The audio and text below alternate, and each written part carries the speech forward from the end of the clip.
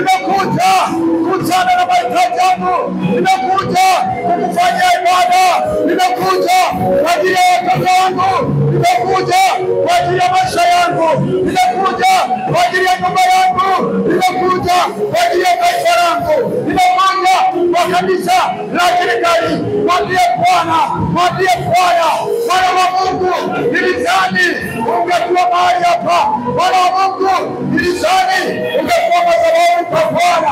Njoo tumwabudu Mungu, njoo leta mahitaji kwa Bwana. Mwambie Bwana, yuko hapa, yuko hapa, yuko hapa.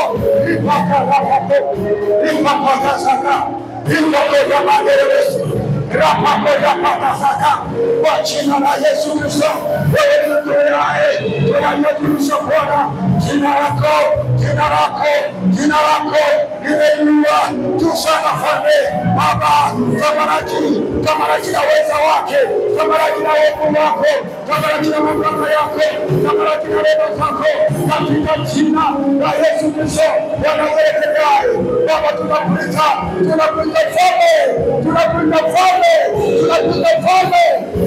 Mfalme. Wengine wanataja mafanikio yao, wengine wanataja farasi zao, wengine wanataja mapesa yao.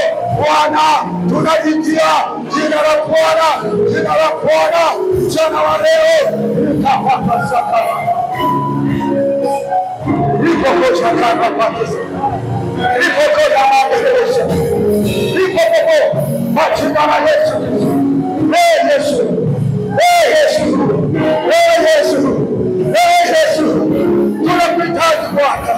tunakuhitaji Bwana, kutana na mama huyu, kutana Bwana, kutana naye. Analo jambo juu ya maisha yake, juu ya ukao wake, juu ya watoto wake, juu ya ndugu zake, juu ya baba zake, juu ya mama yake, juu ya mama mtoto, juu ya nyumba yake, juu ya mume wake. Baba, analo jambo jibu sawasawa na hitaji lake, katika jina la Yesu Kristo wa Nazareti. Jibu Bwana, jibu Mfalme wale unamtumia mtulete Bwana. Unasema na hii ishara itafuata waaminiao, na wataweka mikono kwa wagonjwa na watapata afya. Kwa mama huyu, kutana na hitaji lake, kutana na jambo wake, kwa jina la Yesu Kristo na Nazareti.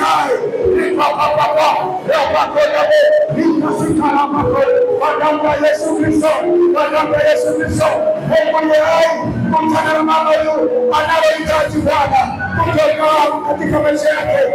Mtetee Bwana anayopita, piganie Mfalme, piganie Bwana. Yuko nani hapa, Baba, kutana naye Bwana. Yuko mtoto mbele zako, huyu ni Mfalme, analo jambo kwa siku ya leo Bwana. Mjibu Mfalme wa amani, tetee, piganie Bwana, piganie Yesu, damu ya Yesu, ukomboe, damu ya Yesu ikuponye, ukapokee muujiza wako kwa jina la Yesu wa Nazareti. Pokea sawasawa na hitaji lako. Kama ni magonjwa, toka kwa jina la Yesu. Kama ni miungu, toka. Kama na miaka 37, yani kuanzia 12 mpaka 37.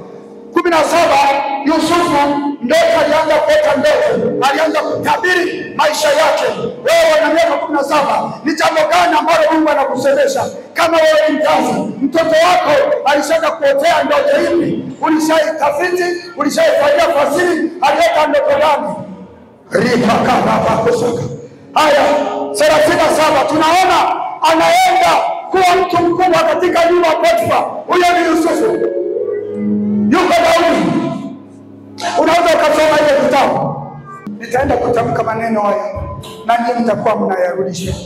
Bwana Yesu asifiwe. Sisi wote tumetoka kwenye koo, tunajua kilichokuwa kinatendeka kule. Yamkini kuna mtoto wako unaweza ukamwona kabisa kuna vitu kama anavifanya vya babu yake.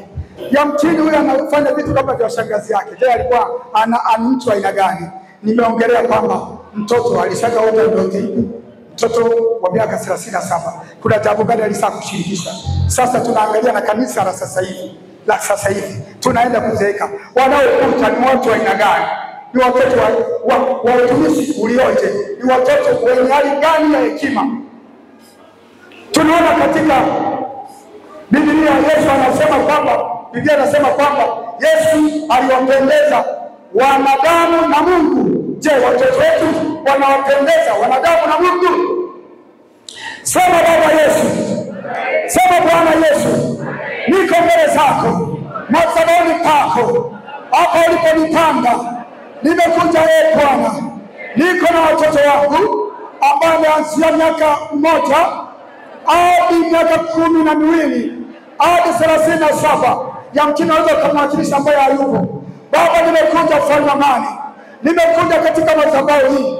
Ninasema Bwana, badilisha maisha ya mwanangu ili akuje wewe, ili atembee katika kichwa chako, ili akatetembeke mbele zako sasa kwa neno lako. Mtenga na kila roho za dunia na kila roho za fatilizi za ukoo, na mtenga nazo katika jina la Yesu. Kisha madhalikai Baba yetu na Mungu wetu, tunaomba Bwana utetee watoto wangu, uwaponye ikiwa ni magonjwa ya kulisi, uwaponye ikiwa ni magonjwa ya kansa, uwaponye ikiwa ni magonjwa ya kisukari, uwaponye ikiwa ni magonjwa ya enia, uwaponye. Tamka mbele za Bwana, mwambie Bwana, niko mahali hapa, watetee watoto wangu, uwaponye, uwakomboe.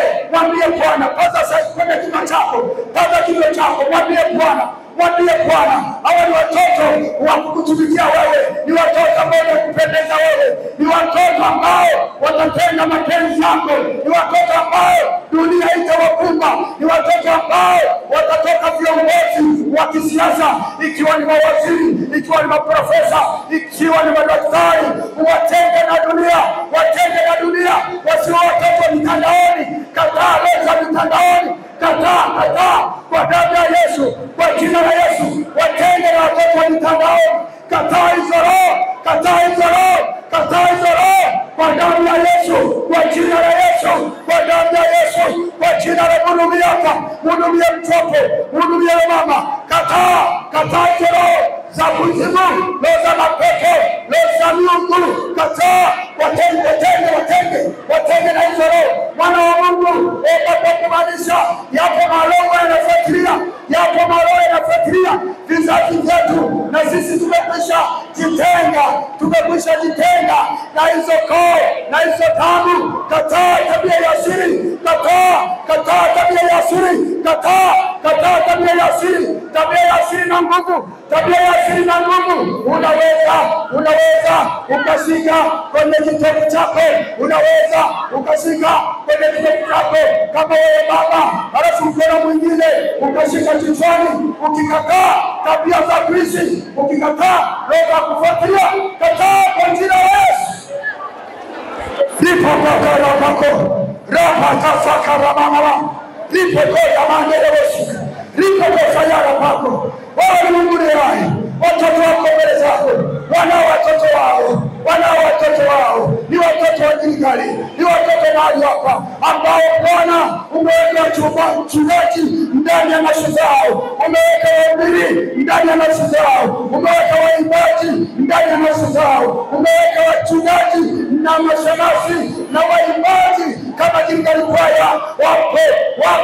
Wapo mahali hapa, wakomboe, komaza wako kwa damu ya Yesu, kwa jina la Yesu, kwa damu ya Yesu, kwa jina la Yesu, kwa damu ya Yesu, kwa jina la Yesu, kwa damu ya Yesu, kwa jina la Yesu, kwa damu ya Yesu, kwa jina la Yesu.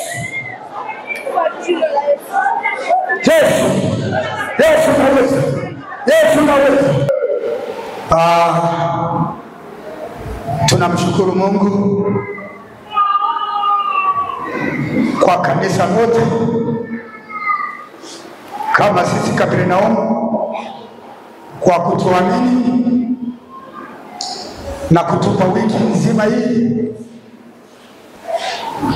tusimame kwa ajili ya kulihudumia kanisa.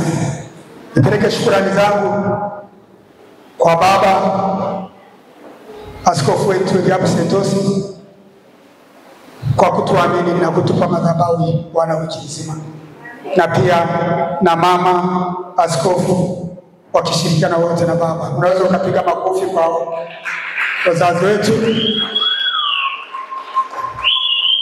Pia nitumshukuru mama yetu mchungaji Epines Mkeremi akiongozana na wachungaji wasaidizi. Mama, tunakushukuru. Huyu mama kwa kweli ametufunda hii wiki nzima, na ndio maana unaona tunaheshimisha. Bwana asifiwe. Piga makofi kwa ajili ya mama yetu. Haleluya. Amen. Amen. Ukiona watu wanaimba ujue kwamba kuna watu wamefanya kazi kwa ajili ya. Pia tulikuwa siku ya Alhamisi tulikuwa na uinjilisti kwetu Kuongwa. Tunamshukuru sana mwenyekiti wa uinjilisti Tetesha, piga makofi kwa ajili yake. Jamani, huyu baba amejitahidi, alituma wajumbe kwa kweli kulifanya kazi ya Mungu. Haleluya. Anayeokoa ni Mungu. Mungu ndiye anayenyunyizia maji. Bwana asifiwe. Lakini tulimwona Mungu katika hiyo siku. Haleluya.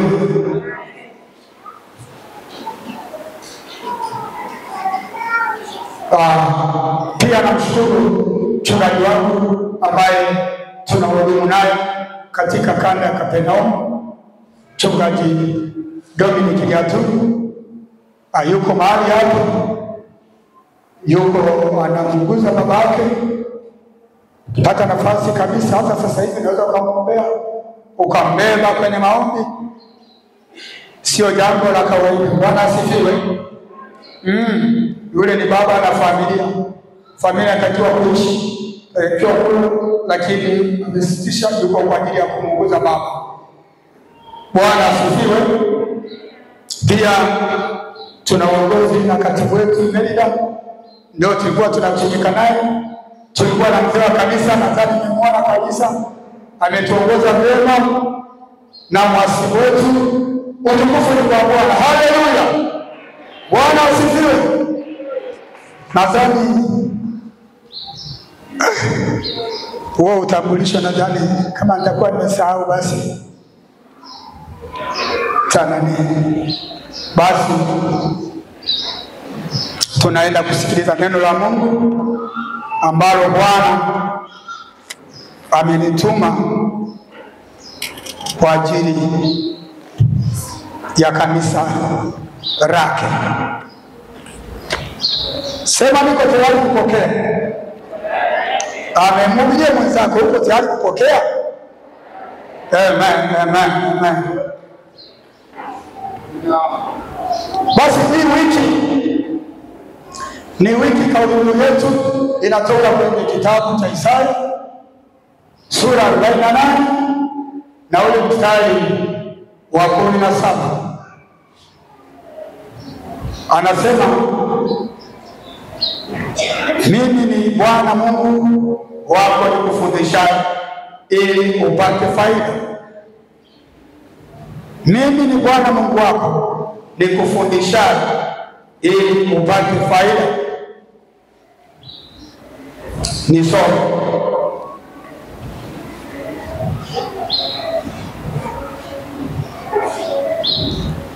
Katika kitabu cha Isaya sura ya 48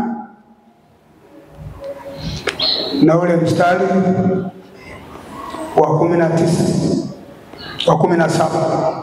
Anasema, Bwana mkombozi wako takatifu wa Israeli asema hivi, mimi ni Bwana Mungu wako nikufundishaye upate faida, nikuongozaye kwa njia ikupasayo kuifuata. Lakini mimi kuna mstari hapa, mstari wa 18 anasema, laiti ungalisikiliza amri zangu.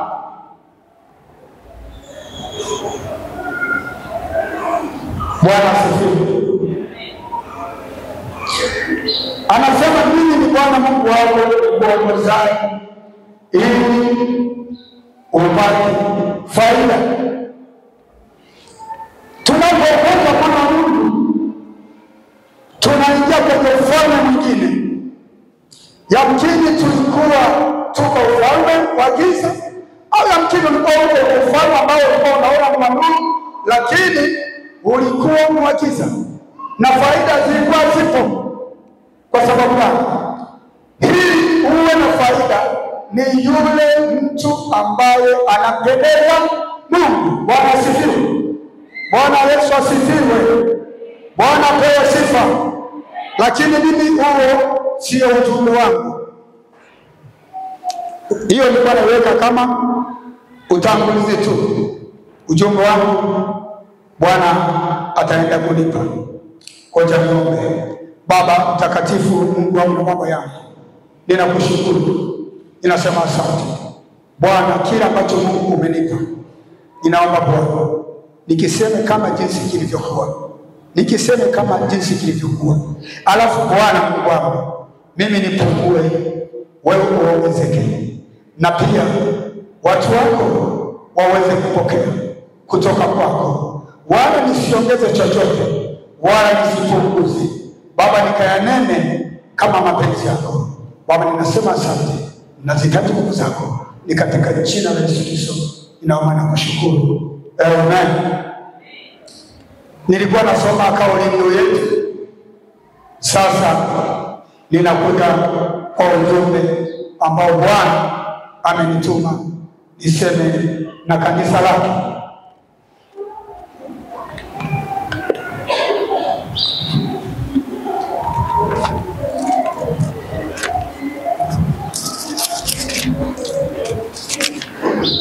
Ujumbe unatoka kitabu cha Isaya 61. Kama kuna msomaji anaweza kanisaidia hapo. Kuna msomaji anaweza kanisaidia.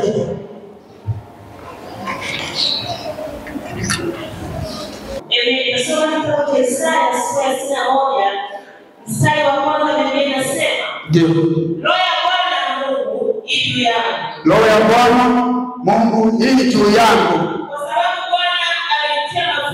Kwa sababu Bwana amenitia mafuta. Ni wahubiri wanyenyekevu habari njema.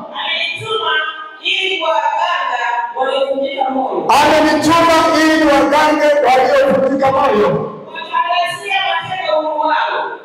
Kuwatangazia mateka huru wao. Na waliofungwa baada ya kufunguliwa kwao. Kutangaza mwaka wa Bwana uliokubaliwa. Bwana Yesu asifiwe. Unaweza kukaa mama. Bwana apewe sifa. Bwana Yesu asifiwe. Ujumbe wangu unatoka kwenye hicho kitabu cha Isaya 61 na ule mstari wa kwanza na wa pili. Ujumbe wangu unasema hivi: huu ni mwaka 2025, ni mwaka uliokubaliwa kwa maisha yako. Bwana asifiwe. Mwaka 2025 ni mwaka uliokubaliwa kwa maisha yako. Waweza kumpigia Bwana makofi na furaha. Haleluya, haleluya. Tulipewa mwaka 2025, unasema ni mwaka wa upendo na kupanua nini? Mipaka. Na mimi nakutangazia mwaka huu ni mwaka 25, ni mwaka ambao unakuja kuwa tofauti katika miaka yote, na inawajina naye kabisa kabisa, ninawapika naye kabisa za kusema Bwana amesema na mimi mwaka 2025 si mwaka wa kawaida. Mwana wa Mungu, ifika wakati mwingi useme sasa yatosha. Haleluya.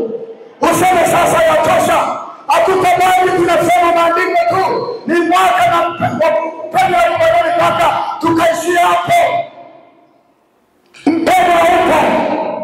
Tuna mwaka mzima watu tukiwa hivyo hivyo. Ikiwa ni kilao, ikiwa ni utumishi, ikiwa ni kuinuliwa, ikiwa ni kipato, ikiwa ni maisha yetu kwa siku kwa siku, ikiwa ni huduma tunaendelea kwa pale pale, ikiwa ni Injili inakutangazia mwaka wa Mungu, mwaka wa utakuwa mwaka wa kawaida au utakuwa mwaka wa kawaida, kwa kuwa Bwana ameleta ujumbe na ni wa Bwana, sio wa Bwana. Haleluya, Bwana asifiwe. Mimi ujumbe nilianza kuona, Mungu alianza kunisemesha nikiwa Maria, nikiwa nafanya kazi Maria. Juzi kwa mwezi wa 3. Bwana Yesu asifiwe. Nilianza kusikia huu mwaka si wa kawaida. Huu mwaka si wa kawaida. Huu mwaka kwako si wa kawaida. Huu mwaka si wa kawaida kwako. Hakika nikawa sielewe. Akanipa na andiko. Nikaja nikasoma Isaya 60. Niliusoma huu ujumbe nikasikia kutetemeka. Bwana Yesu asifiwe. Bwana apewe sifa. Waliponichagua kwamba nitasimama kwa ajili ya kuhubiri siku ya leo, nilitafuta, hakika sikupata ujumbe wowote. Nilisikia ujumbe mbele ya kila kengele katika familia. Haleluya, mwana wa Mungu. Bwana asifiwe. Kwa hiyo nakutangazia kama neno la Bwana linavyosema. Anasema hivi, Roho ya Bwana Mungu hii juu yangu, wala sio kufikiri ni kwamba huyu mzee wa kanisa au mtumishi wa kawaida tu, mwana wa Mungu. Na hilo ndio linasababisha tusipokee kutoka kwa Bwana, kuchambua, tunachambua kwamba huyu ndiye, huyu sio mwana wa Mungu. Usimzoee neno la Mungu. Haleluya. Usizoee ujumbe unapokuja. Ujumbe ukija, uchukue jinsi ulivyo. Bwana Yesu asifiwe. Kuna mtu ambaye alikuwa anamjua Kristo kwamba angefanya vitu vikubwa, na alipozaliwa Biblia inasema alizaliwa katika hali ya ng'ombe. Bwana apewe sifa. Lakini alikuja kuwa ni mtu mkubwa, akatikisa ulimwengu, akamtikisa na shetani, lakini walimuona ni wa kawaida.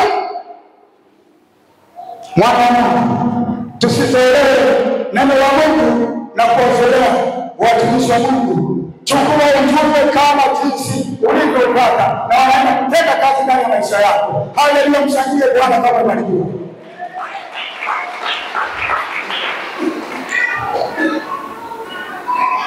Anasema kwa sababu Bwana amenitia mafuta ni wahubiri wanyenyekevu habari njema. Wanyenyekevu ni akina nani? Wanyenyekevu ni mimi na wewe. Wanyenyekevu mimi na wewe, sababu gani? Sisi tuliomwamini Kristo. Haleluya, sisi ni wanyenyekevu. Sasa unataka mimi nikuletea gari gani? Bwana asifiwe. Au nimekaa mbali na wasogele kidogo? Bwana anasema ni wahubiri wanyenyekevu habari njema, na mimi mwana wa Mungu kwa unyenyekevu kabisa. Hii habari si kwa mawazo yangu wala si kwa akili yangu, ni Bwana, na ujumbe umetoka kwa Bwana. Bwana Yesu asifiwe. Huwa tunasimama hapa tunashangilia kabisa watumishi wa Mungu wanapokuwa wanatupa ujumbe, alafu tunayaacha hapo getini na tunaenda kuishi maisha yale, tabia zile, mienendo yetu ile. Lakini mimi nakutangazia mchana wa leo, kama Bwana alivyonituma, ninakutangazia kama Bwana alivyonituma mchana wa leo, ninakwambia hivi, huu mwaka utakuwa tofauti. Iwe ni kwa uzao wako, iwe ni kwako wewe, iwe ni kwa ndugu zako, iwe ni kwa wazazi wako, iwe ni kwa kanisa lote. Ninakwambia shuhuda zinaenda kutokeza mwakani. Nina uhakika kabisa. Bwana Yesu asifiwe. Vifungo Bwana wa Mungu, vifungo ni vingi. Yaani sisi tuliokoka hatuenendi kwa jinsi ya mwili. Vifungo si mpaka mtu umemwona amepigwa pingu. Bwana Yesu asifiwe. Bwana apewe sifa. Na kuchelewa ibada nacho ni Haleluya. Na kutotii hapo ni kifungo. Bwana asifiwe. Na kutokuja na Biblia kanisani ni kifungo. Haleluya kwa Mungu. Na kutoshiriki ibada za katikati ni kifungo. Haleluya. Wakati Isaya alisema habari ya Isaya, kitabu cha Isaya kimejikita kwenye kuelekeza. Isaya anaelekeza na alikuwa anatoa ushauri. Tunaona hapa Isaya ile sura ya kwanza na ule mstari wa 19 anasema tukitii na kukubali tutakula nini? Mema ya nchi. Mwana wa Mungu, sasa ninapokutangazia mwaka utakuwa na tofauti, basi upeleke kwenye vitendo. Kama ilikuwa ni kutii, tii neno la Mungu. Kama ni kutii, watii viongozi wanapoongoza. Neno la Mungu linasema tuwatii, tumtii Mungu, ndipo tutakapothibitika, na tuwatii manabii zake, ndipo tutakapofanikiwa. Haleluya. Bwana asifiwe. Watu wa Mungu kwenye eneo hilo, Mungu atusaidie. Mungu atusaidie. Na mimi nakutangazia mchana wa leo, hautabaki kisu kidogo. Huu mwaka utakuwa kwa tofauti kabisa. Tabia za siri, tabia zote zilizokuwa zinakuelekeza, zinatutumikisha, zinaenda kutoweka kwa jina la Yesu. Haleluya. Haiwezekani. Haiwezekani. Kwa sababu najua tunapokoka tunakuwa viumbe vipya. Bwana Yesu asifiwe. Kwa nini tunafungulia zile kii za zamani? Zile leo za zamani kuna mtu anatufungulia. Kwa hiyo tujue hivyo ni vifungo. Bwana asifiwe. Hebu nisome tena mstari wa pili, mtumishi wa Mungu. Hiyo Yesu mstari wa pili unasema kutangaza mwaka wa Bwana uliokubaliwa. Kutangaza mwaka wa Bwana uliokubaliwa. Na siku ya kisasi cha Mungu wetu. Na siku ya kisasi cha Mungu wetu. Kuwafariji wote waliao. Kuwafariji wote waliao. Kuwaagizia hao waliao katika Sayuni. Amen. Tunaweza kuishi hapo. Mnaona anavyotangulia. Mwaka uliokubaliwa. Bwana Yesu asifiwe. Ni mwaka uliokubaliwa. Kwa maana hiyo umeshakubaliwa. Sasa ni wewe mwenyewe utii, ufuate kanuni, ufuate maelekezo ya Bwana, utembee katika njia zake. Hebu nisomee Zaburi 32 na ule mstari wa 8. Hebu nisome hapo. Zaburi 32 na ule mstari wa 8. Bwana asifiwe. Leo ni wiki ya Kapernaum na kilele ndio tunaenda kuhitimisha. Mwana wa Mungu, kaa mkao wa kupokea kutoka kwa Bwana, wala usiwe na mashaka. Tusomee.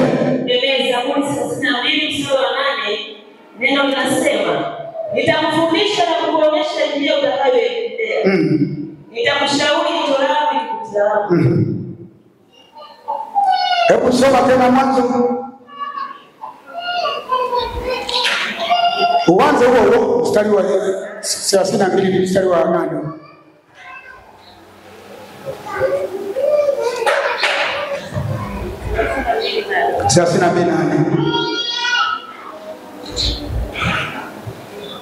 Uone ambavyo Biblia tunatakiwa kutembea katika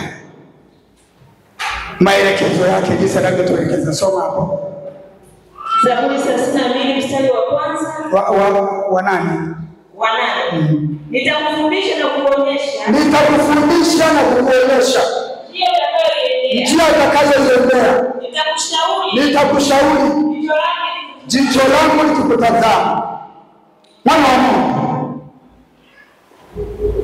hayo yote ni maelekezo. Na kauli yetu inatoka Isaya, anatuambia mimi ni Bwana Mungu wako nikufundishaye ili upate faida. Huyo anasema nitakuongoza na jicho langu likikutazama. Je, mwana wa Mungu, njia zako ni zipi? Unapita njia zipi? Tembea na Bwana, tembea katika kicho cha Bwana, tembea katika njia ya Bwana, tembea katika kusudi la Mungu. Acha kuongozwa na akili zako. Bwana Yesu asifiwe. Acha kuongozwa na mawazo yako. Msikilize Mungu. Unaongea nini kwa wenzako?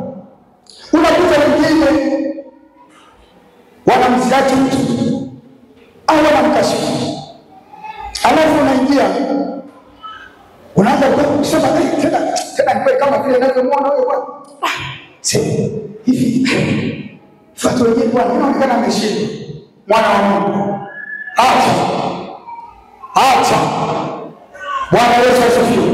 Huyo unayemuona leo hautamuona kesho yuko hivyo. Unayemzihaki hautamuona kesho akiwa hivyo.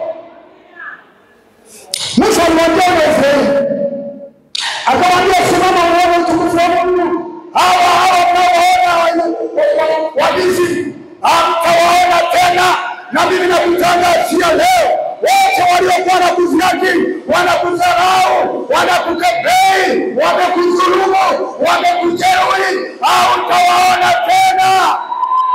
Haleluya! Haleluya! Haleluya! Mimi sijui umejeruhiwa kwa viwango vipi. Bwana asifiwe. Wewe unajua kisasa ni cha Bwana. Sijakwambia nenda ukalipize kisasa, hapana. Wewe jicho la Bwana linakuongoza. Tembea na Bwana, sikiliza Mungu, tembea kwenye njia zake, na Bwana atakushindia, atakushindia, atakushindia, atakushindia.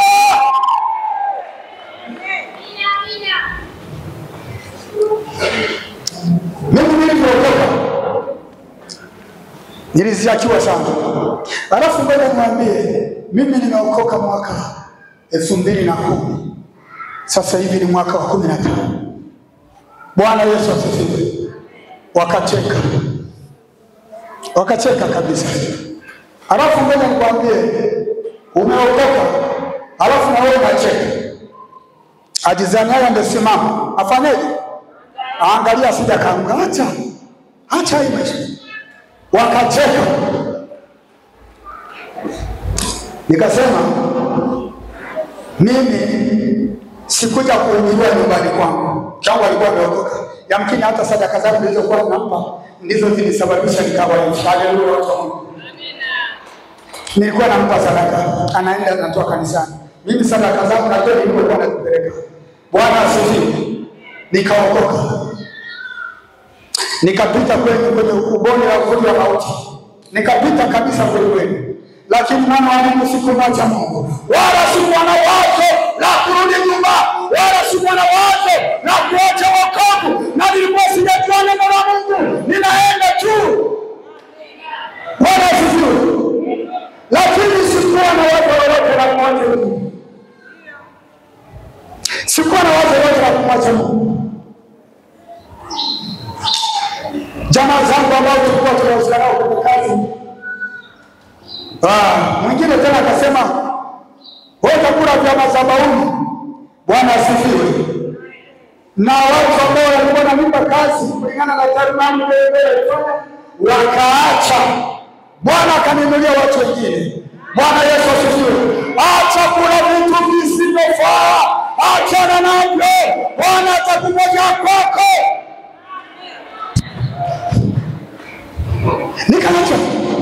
Nikaacha. Bwana akanipa watu waliomba kusapoti kazi yangu, na mpaka sasa ndio.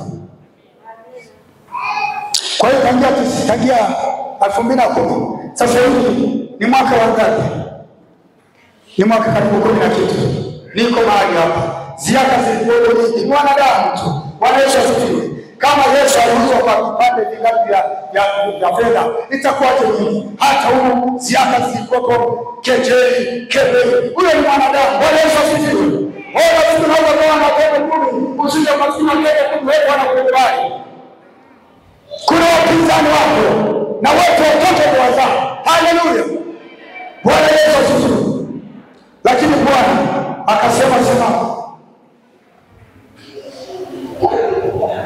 Mpaka sasa hivi mwana wa Mungu nipo natumika mahali hapa. Kwa hiyo usikate tamaa, usichoke, usiangalie yanayoona kwamba yamekushinda. Ninakutangazia mchana wa leo hakuna nguvu lolote la kumshinda Bwana. Alisema yeye akiwa upande wetu na aliye juu wetu. Mwana wa Mungu, acha kukata tamaa, acha kusifia vitu vya watu wa dunia, acha Bwana vitoleo tukufu. Haleluya. Bwana asifiwe.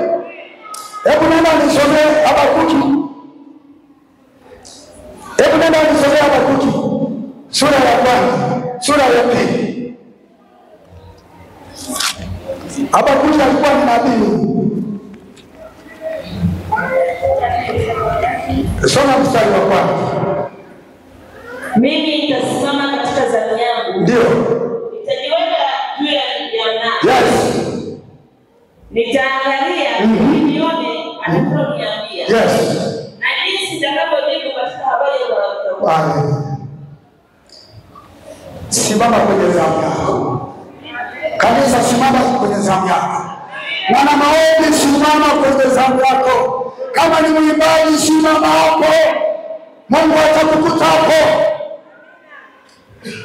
Huyu Habakuki alipita kwenye hali fulani, akasema sasa yatosha, mimi nitasimama kwenye zamu yangu nione Bwana atakachoniambia. Na ninakutangazia Bwana, na kutangazia kwa jina la Bwana. Mwana wa Mungu, simama kwenye zamu yako. Lipo jambo, lipo jambo Bwana anaenda kutenda. Lipo jambo anaenda kufanya, anaenda kufanya mwaka huu. Haleluya. Bwana Yesu asifiwe. Machozi yako ndiyo yasimbule. Machozi yako ndiyo yasimbule. Kujitabisha, unaona kama vile unajitabisha. Unakuja hapa, unamtolea Bwana, unatumika, unafanya, unaona bado mambo ni yale yale. Ninakwambia Biblia inasema kama miti inavyoishi ndivyo umri wetu unavyotakiwa kuwa. Kama miti inavyoishi ndivyo umri wetu unavyokuwa. Tutajenga majumba na tutakaa wenyewe, hata mwingine tutalimaliza mbingu, tutakula wenyewe, hawatakula wengine. Tembea katika njia ya Bwana. Msikilize Mungu. Fanya kazi ya Bwana pasipo kumwangalia huyu, pasipo kuchoka. Hata kubali kukaa na mwana wa Mungu. Hapa anatuambia mimi ni Bwana Mungu wako. Mimi ni Bwana Mungu wako, nikufundishaye ili upate faida. Katika kufundishwa kuna kukanywa. Bwana asifiwe. Kuna kuonywa. Bwana Yesu asifiwe. Kuna kurekebishwa. Watu wa Mungu, ngoja niwaambie, tunatembea na vyombo vya moto hivi, lazima virekebishwe, nati vikazwe, nati huwa zinaletea. Wala usije kaona umeonewa, wala usije kaona umeziachiwa, wala usije kaona umekataliwa. Hapana.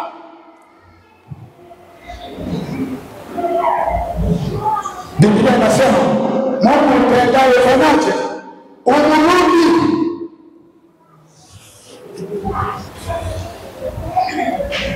Nina maandiko mengi, sijui nafundisha, sijui nahubiri, mimi sijaelewa limekaaje. Lakini ibada iko kimaelekezo zaidi. Bwana asifiwe. Bwana Yesu asifiwe. Amen. Hebu nisome tena Habakuki sura ya 3 mstari wa 2.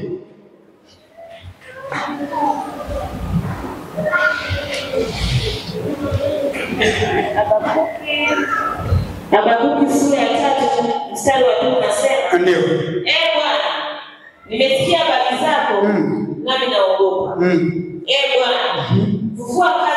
Yes. Fufua kazi yako katikati ya miaka. Rudia tena, anza upya kabisa, sema kwa sauti kuu. Habakuki sura ya 3 mstari wa 2. Ndio. Biblia inasema, Bwana, nimesikia habari zako, nami naogopa. Bwana, fufua kazi yako katikati ya miaka.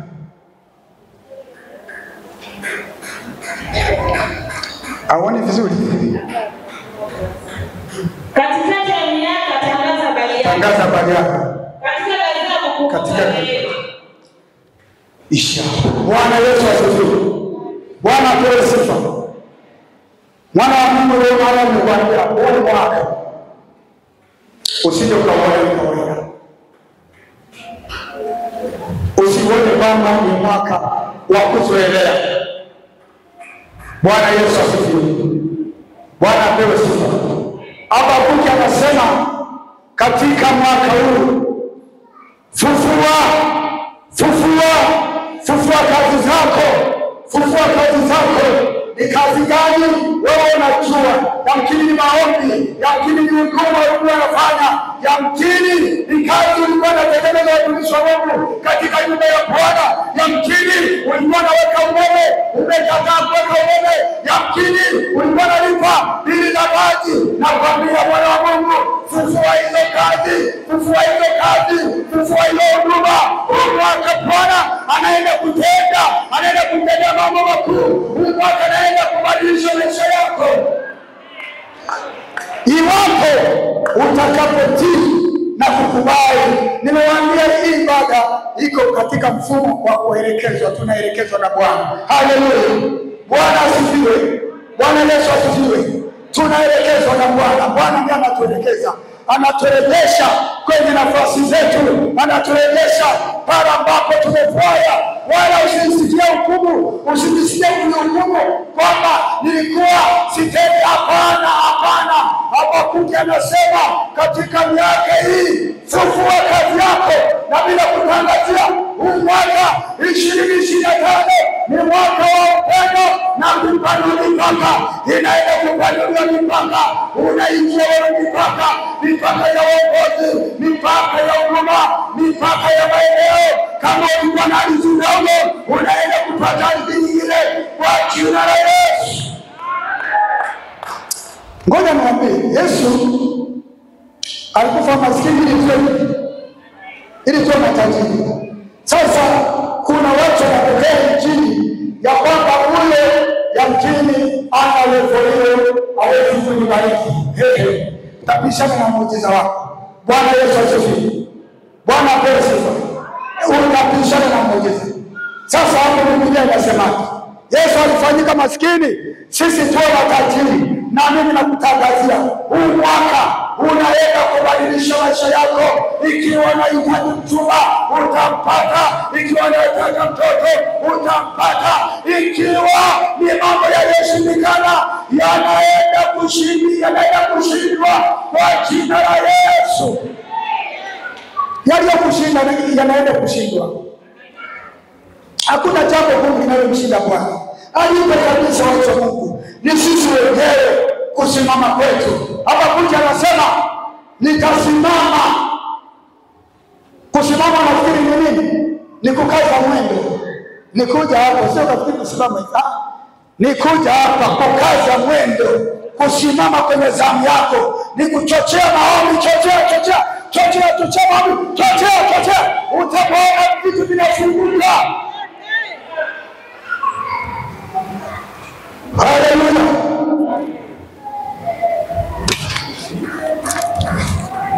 Bwana Yesu asifiwe. Ibada ni maelekezo. Kwa hiyo sasa tutakapotoka mahali hapa tunaingia kwenye vitendo. Tunatembea kwenye vitendo. Nina hakika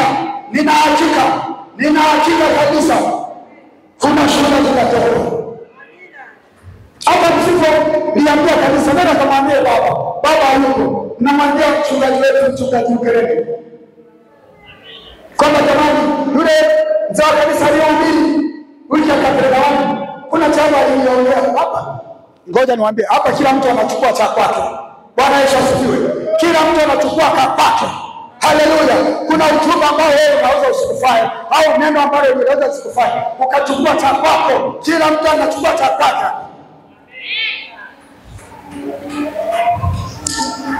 Na Baba ataenda kupewa shuhuda. Bwana Yesu asifiwe. Bwana apewe sifa.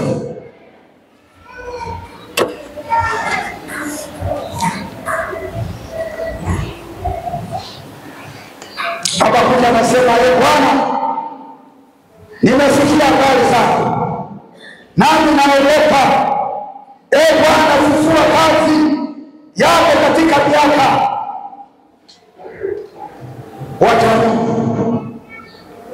Mungu, tusimame na Bwana. Fanya kazi ya Mungu, fanya kazi ya Mungu. Kama ni huduma fanya, kama ni kuimba fanya, kama chochote ambacho unaelekezwa na Mungu fanya, na utamwona Bwana. Tusimame, tusimame. Waweza mshangilia Mungu, waweza mshangilia Bwana, waweza mshangilia Bwana, waweza mshangilia Mungu. Piga makofi.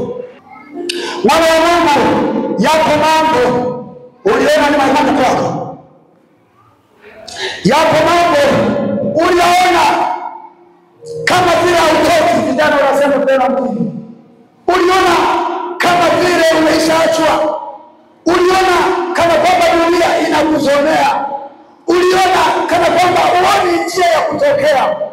Mwana wa Mungu, nikuombe uje madhabahuni, tumwambie Bwana afufue yale yaliyokuwa yameliwa na madumadu na parale na tunutu. Yamkini naweza kaweka na nzige.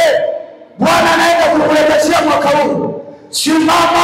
Simama kwenye zamu yako, simama kwenye zamu yako. Njoo kwa Bwana, njoo madhabahuni kwa Bwana. Tumuite Mungu, tumuite Mungu. Mungu atawashindwa. Njoo mbele za Bwana. Mama Isakarabakoyosika ikokoya maongelewesika. Neno yako Bwana watosha. Njoni madhabahuni, njoni madhabahuni. Wewe mwenyewe ujipeleleze. Unaona uko sawa? Jipeleleze, jichunguze, jipeleleze mwenyewe. Hakuna sababu ya kulazimisha moyo wako, jipeleleze.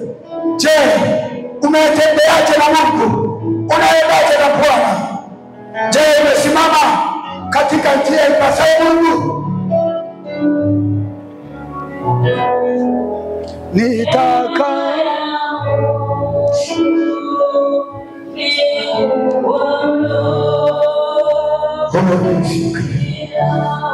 ikokoya madaraba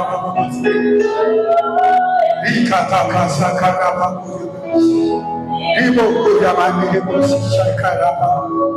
Wewe Mungu ni hai. Neema ya Mungu ni kubwa mno.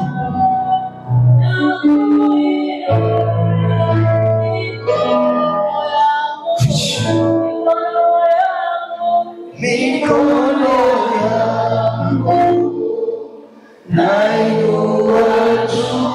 Mwambie Bwana, hata mlioko nyuma waweza kumwinulia Bwana mikono juu. Hayo ndio nilikuwa nayahubiri. Fuata maelekezo, fuata maelekezo ya Bwana, fuata maelekezo ya Mungu.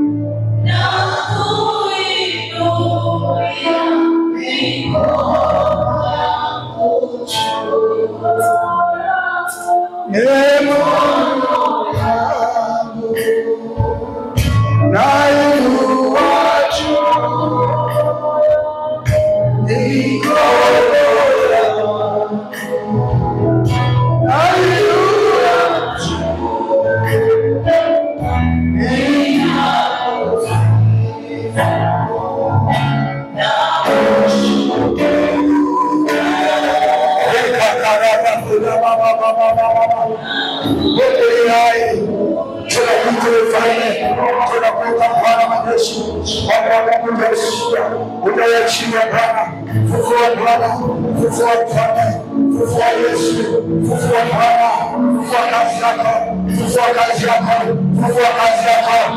fufua kazi yako, fufua kazi yako katika mwaka huu, achilia uponyaji kwa mama huyu katika jina la Yesu Kristo wa Nazareti. Fungua macho yake apate kuona. Tuliona Bwana Bartimayo alipaza sauti na mimi Bwana Baba yangu na kuita Mfalme, wewe ni Mungu hai, atakuponya Bwana katika jina la Yesu Kristo wa Nazareti. Huyu baba umponye Bwana, umponye apate kupona kwa damu ya Yesu, kwa jina la Yesu Kristo. Umwaka fufua Bwana kazi yako ifufue yote yaliyokufa Bwana, ukayafufue kwa jina la Yesu Kristo. Huyu mama atakuponya Bwana. Sikia Bwana, sikia kilio chake, anakuita umwaka asibaki jinsi alivyokuwa. Fufua Bwana yale yaliyokufa, yafufue yaliyokufa. Fufua Mfalme, fufua Yesu, fufua Mungu wetu, fufua Bwana, ikiwa ni biashara, ikiwa ni afya, fufua Bwana. Huu ni mwaka, umetupa mwaka mpya, fufua yaliyokufa, fufua Bwana, fufua Mfalme mali kwa jina la Yesu Kristo Nazareti. Kwa jina la Yesu, kwa damu ya Yesu, mponye mama huyo, anahitaji uponyaji, anahitaji kuponywa. Mponye Bwana, mponye Mfalme kwa jina la Yesu. Ni mtumishi wako Bwana, akutumikie Mfalme katika jina la Yesu Kristo. Yesu ni hai, Yesu mwana wa Mungu, Yesu mwana wa Daudi, unirehemu. Alipaza sauti, anapata kupona, anataka kupona. Umponye Bwana, ponya baba, ponya Mfalme, ponya. Mimi sio mimi nayeponya, bali ni wewe Bwana. Umponye Bwana, kutana na haja ya moyo wake kwa jina la Yesu. Yuko mtumishi wako Bwana, huu ni mwaka umetangaza kwake. Fufua Bwana, fufua yale yaliyokufa, fufua kazi yako katika ghadhabu yako. Kumbuka na rehema karapako ya baba ripoko ya manderosika ripoto sakarapako kwa damu ya Yesu. Ponya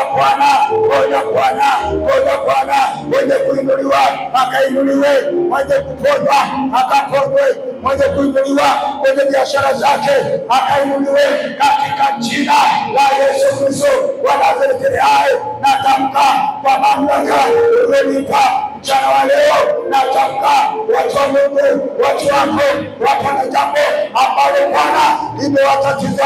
Baba, wapokee kutoka kwako kwa jina la Yesu, kwa damu ya Yesu, kwa jina la Yesu, kwa damu ya Yesu, kwa jina la Yesu, kwa damu ya Yesu. Pokea hitaji lako. Fufua yote yaliyokufa. Ni mwaka mpya, yafufuke kwa jina la Yesu Kristo wa Nazareti. Chochote kilichokufa kifufuliwe kwa jina la Yesu, ikiwa ni kiroho, ikiwa ni utumishi, ikiwa ni nini. Baba, wafufue Bwana, fufua Mfalme uzima, pokea kuinuliwa, pokea uponyaji kwa damu ya Yesu, kwa jina la Yesu Kristo wa Nazareti. Kutana na mama huyu, lipo jambo anataka kutoka kwako Baba. Msikilize Bwana, msikilize mama huyu,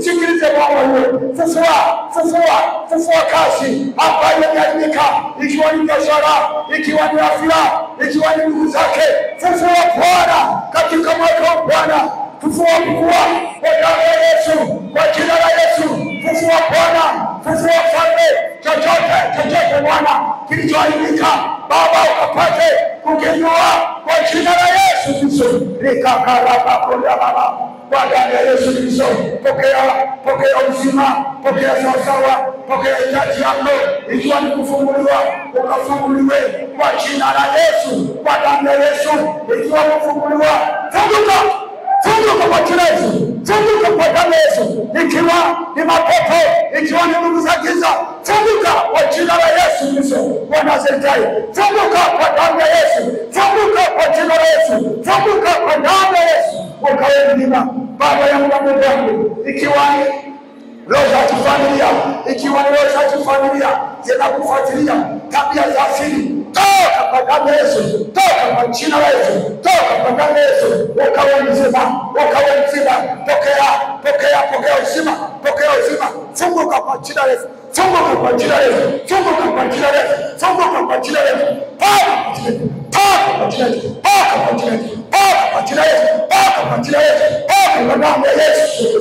Ukawe huru, ukawe huru. Ripakakarapako, ripokoja madarasi, ripotoshakarapako, rimamasikarapako jamani. Kwa jina la Yesu Kristo, ukapokea hitaji la moyo wako, pokea hitaji la moyo wako. Huyu ni binti, Baba yangu na Mungu wangu, tetee Bwana, fufua, ikiwa ni kwenye mitihani, Baba mwonekanie kwa jina la Yesu Kristo.